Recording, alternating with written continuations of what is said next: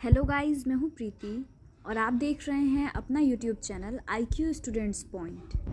And last video में हमने introduction to political theory के बारे में जाना था, उसके सिलेबस के बारे में कि कितने यूनिट्स हैं, उसमें कौन कौन से चैप्टर्स हैं, ठीक है। और उससे पहले हमने EVS का पूरा सिलेबस देख लिया था। इस वीडियो में हम बात करेंगे हमारा ये जो डिसिप्लिन का जो दूसरा सब्जेक्ट है, पब्लिक एडमिनिस्ट्रेशन इन इंडिया, इसके बारे में, ठीक है, कि इसमें टोटल कितने यूनिट्स हैं, उन यूनिट्स के अंदर कितने चैप्टर्स रहेंगे आपके और उसके अंदर कितने टॉपिक्स हैं। तो एक एक करके मैं आपको सारी चीज़ें बताऊंगी। बट इससे पहले अगर आपने टेलीग्राम का डिस्कशन ग्रुप ज्वाइन नहीं किया है तो ग्रुप ज्वाइन कर लीजिए। लिंक मैं नीचे डिस्क्रिप्शन बॉक्स में आपको प्रोवाइड कर दूंगी ताकि आप लोग आपस में भी डिस्कस कर पाओ, कोई डाउट्स रहे तो। और बाकी जो अपडेट्स हैं आपके कॉलेज से रिलेटेड, आपकी क्लासेस से रिलेटेड, बुक डिस्ट्रीब्यूशन से रिलेटेड, एग्जामिनेशन एक्सेट्रा से रिलेटेड, वो आप टाइम टू टाइम वहाँ से कलेक्ट कर पाओ, ठीक है। बाकी हम भी वहाँ पे आपको आपके डाउट्स जो हैं वो क्लियर करवाते हैं, तो कोई प्रॉब्लम नहीं है। क्लासेस वगैरह सब कुछ प्रोवाइड होती है। चैनल को भी सब्सक्राइब कर लेना ताकि फर्दर क्लासेस जो रहेंगी और आपके अदर सब्जेक्ट्स के जो सिलेबस रहेंगे वो भी आपको टाइम टू टाइम यहाँ से मिलते रहें, ठीक है।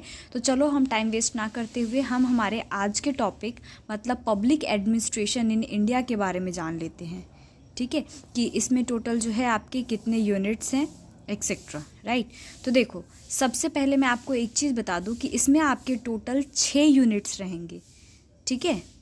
आपका जो इससे पहले वाला था मतलब इंट्रोडक्शन टू पॉलिटिकल थ्योरी जो था आपका, वो बहुत ही ईजी था, राइट। 3 ही यूनिट्स थे और वो भी बहुत छोटे छोटे यूनिट्स थे आपके।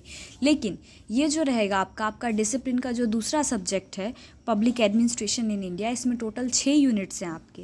पहला यूनिट है आपका इंडियन एडमिनिस्ट्रेशन, ठीक है, कि इंडियन एडमिनिस्ट्रेशन के बारे में आपको इसमें बताया जाएगा। इसके स्ट्रक्चर क्या है, structure of the civil services, ठीक है। तो इन सभी चीज़ों के बारे में आपको बताया जाएगा। PMO क्या होता है, कैबिनेट सेक्रेटरी क्या होते हैं आपके, है ना। जैसे कि आप यहाँ देख पा रहे हो, अलग अलग आपको यहाँ पे सारी चीज़ें बताई हुई है टॉपिक वाइज, ठीक है। इसमें टोटल आपके 4 टॉपिक्स रहेंगे जो इम्पोर्टेंट है। आपका चैप्टर इसमें एक ही रहेगा, सो डोंट वरी, ठीक है। इसके बाद हम बात करेंगे हमारे यूनिट 2 के बारे में। यूनिट 2 क्या है हमारा? Decentralisation and local self governance. इसको 2 पार्ट में डिवाइड कर दिया गया है आपका, A और B, तो इसको अलग अलग मैम आपको बता देंगी, ठीक है। उसके बाद यूनिट 3 जो है आपका, यूनिट 3 में आपको बजट के बारे में बताया जाएगा कि बजट क्या होता है, कॉन्सेप्ट ऑफ बजट क्या है, कॉन्सेप्ट क्या है बजट का, ठीक है। Budget cycle in India, right. उसके बाद ऐसे ही टाइप्स ऑफ बजट, बजट कितने टाइप्स के होते हैं, इन सब चीज़ों के बारे में आपको बताया जाएगा। बजट मेकिंग क्या है ना। रोल ऑफ फाइनेंस मिनिस्ट्री क्या है, इसमें फाइनेंस मिनिस्ट्री जो होती है उसका क्या रोल होता है बजट बनाने में, ठीक है। तो इसको अलग अलग पार्ट में 3 अलग अलग चैप्टर्स रहेंगे आपके। इसमें तीनों अलग अलग चैप्टर्स आपको बताए जाएंगे एक एक करके मैम के थ्रू। एक और चीज़ मेंशन करना चाहूँगी अगेन कि ये जो भी मैं आपको बता रही हूँ ये आप साथ के साथ नोट डाउन करते हुए चलना। अपना जो आप जब नोट्स बनाओगे अपने, क्योंकि मैं हमेशा से बोलती हूँ कि क्लासेस आप देखो, नोट्स खुद से प्रिपेयर करो, ठीक है। क्योंकि बना बनाया नोट्स में और खुद से जो आप एक नोट्स प्रिपेयर करोगे उसमें बहुत डिफरेंस होता है। आपको सब कुछ याद रहेगा एग्जामिनेशन के टाइम पे। तो हमसे नोट्स मत मांगना, नोट्स जो है वो खुद से बनाना। तो अपने सब्जेक्ट वाइज जो पहले सिलेबस है वो नोट्स में पहले आप मेंशन करना। इसीलिए सिलेबस की वीडियो मैं पहले आप लोगों को प्रोवाइड कर रही हूँ कि ये सिलेबस रहेगा आपका। तो वहाँ पे अपने टोटल सब्जेक्ट का नाम, उसके बाद total units, number of units मतलब कितने हैं, किस यूनिट में कौन कौन से चैप्टर्स हैं, किस चैप्टर में क्या क्या टॉपिक्स हैं, ये आप लोग खुद से लिखते हुए चलोगे। क्लियर है आपको? उसके बाद बात करते हैं हम हमारे यूनिट 4 के बारे में। यूनिट 4 में आपको बताएंगे technology and public administration in India, ठीक है। टेक्नोलॉजी, क्या टेक्नोलॉजी? तो ई गवर्नेंस क्या है, the journey of e governance in India.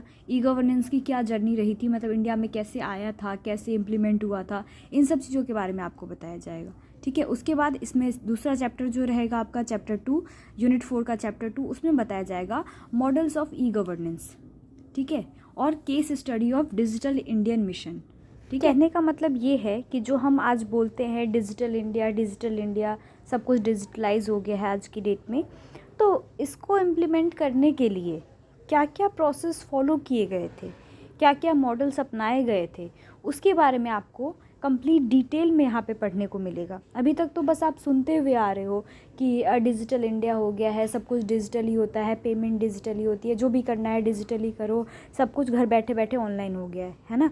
तो लेकिन इसको इम्प्लीमेंट करने के लिए क्या क्या फॉलो किए गए थे स्टेप्स, इन सभी चीज़ों के बारे में आपको इसमें डीपली बताया जाएगा आपकी स्टडी के टाइम पे, राइट। उसके बाद ऐसे ही आपका यूनिट 5 रहेगा आपका।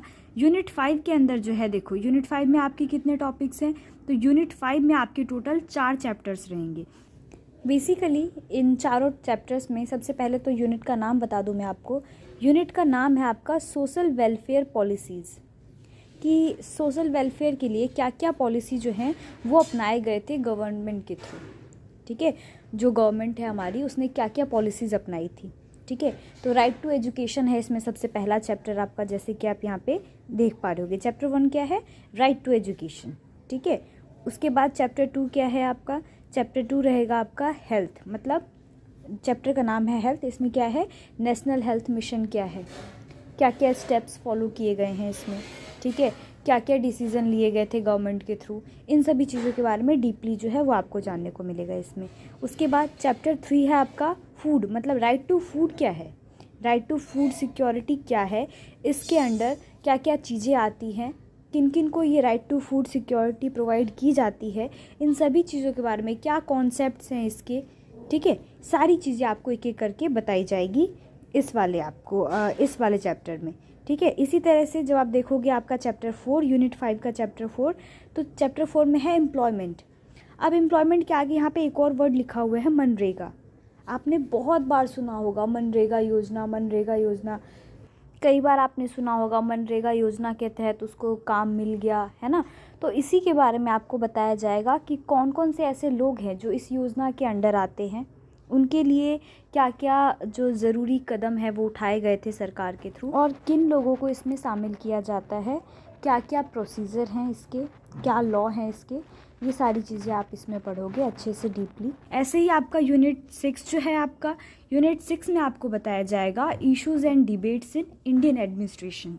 यहाँ पे हम बात करेंगे इंडियन एडमिनिस्ट्रेशन के में क्या क्या प्रॉब्लम्स थी और क्या क्या डिबेट्स हैं इसके, ठीक है। तो इसमें टोटल आपके 5 चैप्टर्स रहेंगे, जैसे कि आप देख पा रहे होगे। ये पांचों चैप्टर्स आपको एक एक करके बताया जाएगा, ठीक है। तो आई होप आपको जो पूरा सिलेबस है वो समझ में आया होगा कि किस चैप्टर में किस यूनिट में आपको क्या क्या पढ़ना है। इसको नोट डाउन करते हुए चलना कि किस यूनिट के अंदर कौन कौन से चैप्टर्स हैं आपके, कौन कौन से टॉपिक्स हैं आपके, ये आपको ही नोट डाउन करते हुए चलना पड़ेगा। सो आई होप आपको जो है ये आपका कंप्लीट प्रोसेस समझ में आया होगा, कंप्लीट सिलेबस समझ में आया होगा किस यूनिट में क्या क्या है, एंड आपने जो अपने नोट्स हैं वो भी बना लिए होंगे। तो फ़िलहाल इस वीडियो में बस इतना ही गाइस। नेक्स्ट वीडियो में हम हमारे किसी नेक्स्ट सब्जेक्ट के बारे में बात करेंगे, उसके सिलेबस के बारे में बात करेंगे। So thanks for the watching this and best of luck all guys.